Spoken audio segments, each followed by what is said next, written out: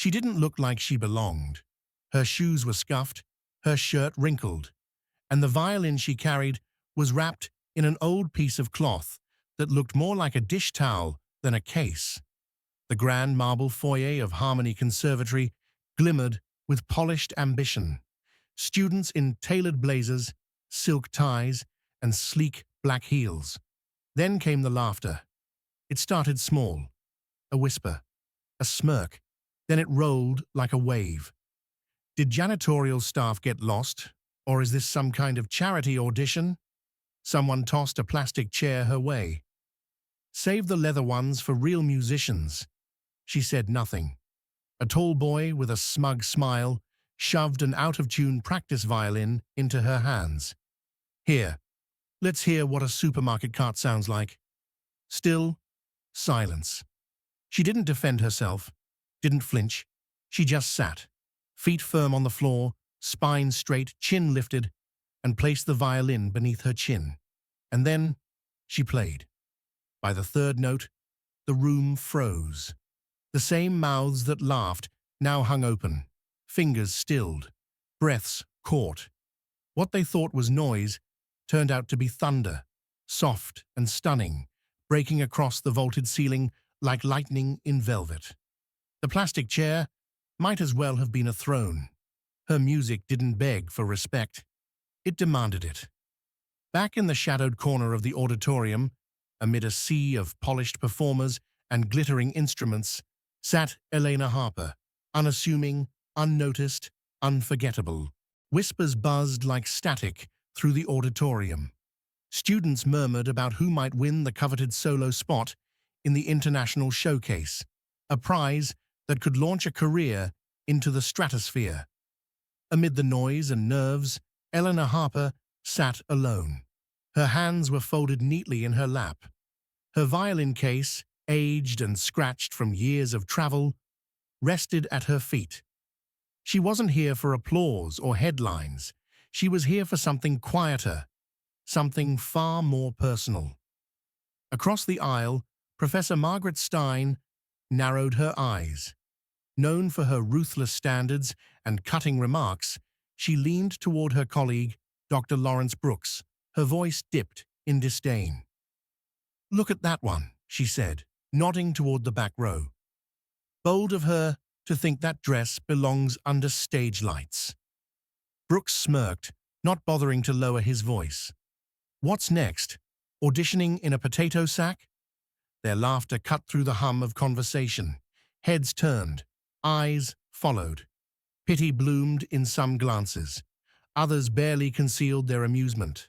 One girl covered her mouth as she giggled, but Elena remained still, her expression unreadable, except for the slight tightening of her fingers around the handle of her violin case. Judgment was no stranger to her, but even now it still stung. In the front row, Caleb Warner, the conservatory's golden boy, caught the scent of mockery and leaned into it like perfume. Slicked back hair, a tailored navy blazer, and a pedigree that spanned generations of musicians, he was used to the room orbiting him. "She looks like she wandered in from a thrift store," he muttered, loud enough to draw a few chuckles. Beside him, flutist Sophie Kendall twirled a strand of glossy hair and smirked. "Maybe she's lost. Street performance is that way." The laughter grew louder, more confident. Caleb rose, stretching like a stage actor, brushing invisible dust from his sleeve. "To be fair," he announced with a smirk, "let's give her a chance, at least for the entertainment value." Scattered claps followed, mock applause masking cruelty. As Elena stood to retrieve her case, Sophie popped up theatrically, her flute catching the chandelier's light. "Hold on," she called. "Let's make sure everyone sees our rising star." She waved dramatically toward Elena's plain dress. "Tell me this isn't a costume party, or do you just not own a mirror?" The room roared. Elena's cheeks flushed, not with shame, but from the weight of their malice. She looked at Caleb, studying him, not with anger, but a distant curiosity, as if memorizing the anatomy of arrogance. Her silence only fanned the flames. Professor Stein, watching with a smirk, raised an eyebrow. "Well, Warner," she said, amused, "since you're feeling so generous, why don't you fetch her an instrument? Let's see if she can even hold a bow properly." Caleb grinned like a boy on stage. He sauntered to the side of the room and returned with a neglected violin. Its wood chipped, its strings dull with time and disuse. Holding it out with mock grandeur, he offered it to Eleanor. "Your Stradivarius, my lady," he said with a bow. More laughter, more eyes, more pressure. Eleanor stood, graceful as ever. She accepted the instrument as if it was sacred, brushing her fingers gently across the worn wood. She didn't speak, didn't tremble. She just turned, steady and sure, and began walking to the stage. The room quieted. A hush, taunting, anticipatory, descended. Before she reached the spotlight, Professor Stein raised a hand. "Miss Harper, is it?" she said, her tone wrapped in silken knives. "I must commend your courage. Most people would know better than to waste our time with such a—" She eyed Elena's worn shoes. "Humble presentation." The words slapped the air. Snickers followed. A few students nodded in approval, glad to have the cruelty sanctioned by power. Elena didn't flinch, but the insult pierced deeper than the laughter ever could. Dr. Brooks leaned back in his seat, arms crossed. "This should be enlightening," he muttered. Sophie whispered behind her hand, $10 says she can't even play a scale." Elena stepped into the light, alone. The spotlight caught every detail, her worn shoes, her wrinkled dress, her calm face. She adjusted the violin's pegs with quiet precision, coaxing the old instrument into tune with the delicate touch of someone who'd done it 1,000 times. She tested the bow. A single soft note whispered through the auditorium. Clear, haunting, impossible to ignore. Caleb leaned forward, rising to the edge of the stage. His shadow stretched across her. "Careful with that relic," he sneered. "Wouldn't want you to break it, or yourself trying to impress us." More laughter. He stepped in closer. His voice dropped low. "Why don't you quit now? Save us all the second-hand embarrassment." Elena's fingers paused on the strings, just for a second. But she didn't speak. She played. She didn't blink. Not when Caleb leaned in. Not when the whispers grew louder. Not when the air turned thick with mockery.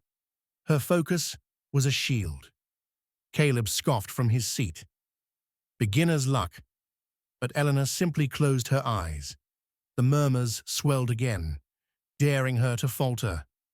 "She's really gonna try," someone hissed. "Bet she learned on YouTube," another snorted. From the back, a screeching violin impression sparked fresh laughter. The cruelty wrapped around her like smoke. But she didn't break. She lifted the violin to her chin. And then she played. The first note was soft, precise. The second, richer, confident. By the third, the laughter died. She launched into Sarasate's Carmen Fantasy, a piece so notoriously difficult that few dared attempt it during auditions. But Elena played it like she'd written it herself. Each note was a blade, each phrase a flame. Her fingers flew with practiced grace, her bow dancing across the strings like it was born in her hand. The battered violin, ignored, forgotten, sang under her command. Not despite its flaws, but through them. The music soared, playful, tragic, furious, tender. It cracked open the walls of the hall and exposed the soul inside it. Professor Stein's smirk evaporated. Dr. Brooks leaned forward, his pen clattering to the floor. Caleb froze. The smirk drained from his face like color from a photo. Sophie sat motionless, flute limp in her lap. In the wings, Assistant Professor Clara Ninguine whispered, "That's That's how Menu Hin used to play it. Then came the final note. Sharp, triumphant. Silence, and then applause. Thunderous, relentless, stunned. Students leapt to their feet, some faces red with shame, others wet with awe. Elena simply stood, the violin cradled in her arms, unshaken, unchanged. She hadn't played for their praise, and it showed. Professor Stein was the first to find her voice. "Young lady, what is your name?" "Eleanor Harper," she said softly, her tone even and sure. Dr. Brooks stood, glasses askew. "Where did you train, Miss Harper?" "That was extraordinary." Elena's smile was small, wistful. "I was Professor Keller's last student," she replied, "before he passed. I just wanted his music to keep living." The room inhaled. Samuel Keller, a myth among musicians, a genius who swore he'd never teach again. Whispers had long hinted that he'd taken on one final student. No one ever knew who, until now. Clara gasped audibly, hands clasped to her mouth. "You studied with Keller?" Elena nodded. 3 years, until the end." The panel looked pale. Professor Stein's earlier confidence was gone, replaced by something that looked suspiciously like regret. Dr. Brooks muttered under his breath, "My God!" Caleb stared at the floor, fists clenched. Sophie sat frozen, eyes wide, face flushed. Professor Stein tried to recover her composure. "Miss Harper, your performance was exceptional. We'd like to offer you the solo position for the international showcase. It's rare." "Thank you," Elena said gently, "but I'd rather not take the solo." Gasps rippled across the room. Even Caleb looked up, stunned. "I'd like to propose something else," Elena continued. "There are students out there who love music as much as I do, but they can't afford to study here. If I'm chosen for anything, let it be the start of a scholarship in Professor Keller's name." The room stilled again, her words slicing through the air with more force than any bow stroke. Dr. Brooks was the first to nod. "We'll take it under serious consideration." "It's not about generosity," Eleanor said, unwavering. "It's about what's right. Music shouldn't be locked behind a paywall." Clara wiped away a tear. Professor Stein finally nodded. "Very well. We'll begin discussions immediately. But Miss Harper, know this. You've earned a place here. Your talent is undeniable." Elena inclined her head, not with arrogance, but quiet acknowledgement. "Thank you. But I didn't come here to prove anything. I came to honor my teacher." She turned and walked off the stage. This time, the applause that followed wasn't for spectacle. It was reverent. As she passed the front row, Caleb lowered his eyes, silent. Sophie twisted her flute with trembling fingers. In the days that followed, Harmony Conservatory buzzed with the name Elena Harper. Her performance became legend, retold like myth, in whispers. Within a week, the Samuel Keller Scholarship was announced, a full-ride program for talented students from underserved backgrounds.